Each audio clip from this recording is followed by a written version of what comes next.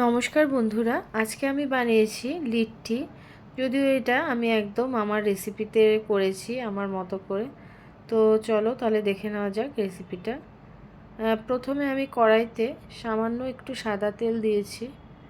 তেলটা গরম হলে তাতে একটু গোটা জিরে আর মৌরি আর একটা শুকনো লঙ্কা অর্ধেক করে ভেঙে ফোড়নে দেবো। মৌরি, গোটা জিরে আর শুকনো লঙ্কাটা কয়েক সেকেন্ড ভাজা ভাজা করে নিয়ে এর মধ্যে আমি একটু দিয়ে দেব আদা রসুনের পেস্ট। পরিমাণ মতো আদা রসুনের পেস্ট দিলাম। এবার একটু জল দিয়ে দিলাম।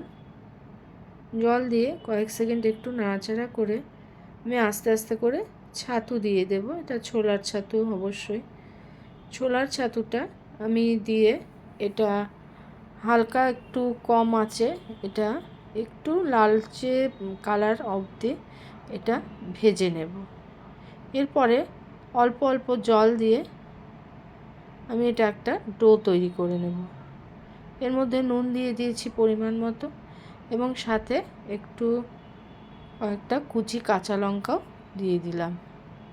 খুব অল্প পরিমাণ জল দিয়ে একটা পুরের মতো আমি এটা তৈরি করে নিলাম। এবার আমি আটা মেখে রেখেছি, যেরকম রুটির আটা করে, যদিও এর মধ্যে আমি একটু কালো জিরে দিয়েছি আর একটু এটা হালকা গরম জলে আটাটা মেখে নিয়েছি। তারপর রুটির মতো বেলে নিয়ে আমি এই ছাতুর পুরগুলো এর মধ্যে দিয়ে মুখটা বন্ধ করে দিয়ে হাতের তালুর সাহায্যে একটুখানি সমান করে, মানে একটু চ্যাপ্টা করে করে আমি সমস্ত লিট্টিগুলো তৈরি করে নিলাম। সমস্তগুলো তৈরি করে নেওয়ার পরে তেল গরম করতে বসিয়ে দিয়েছি সসপ্যানে। তেলটা বেশ ভালো মতো গরম হলে তারপরে হিটটা মিডিয়াম টু লোতে রেখে আমি এগুলো ভেজে নেব। একদম লো ফ্লেমে ভাজা হবে, এপিট ওপিট করে,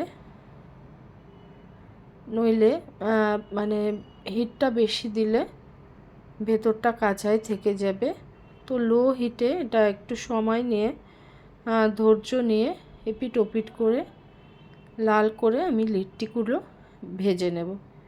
এর পরে এটা যে কোনো চাটনি বা চোখার সাথে এটা পরিবেশন করা যায়। তো লিট্টিগুলো ভাজা হয়ে গেছে, তেল যতটা সম্ভব ছেঁকে নিয়ে এগুলো তুলে নিলাম।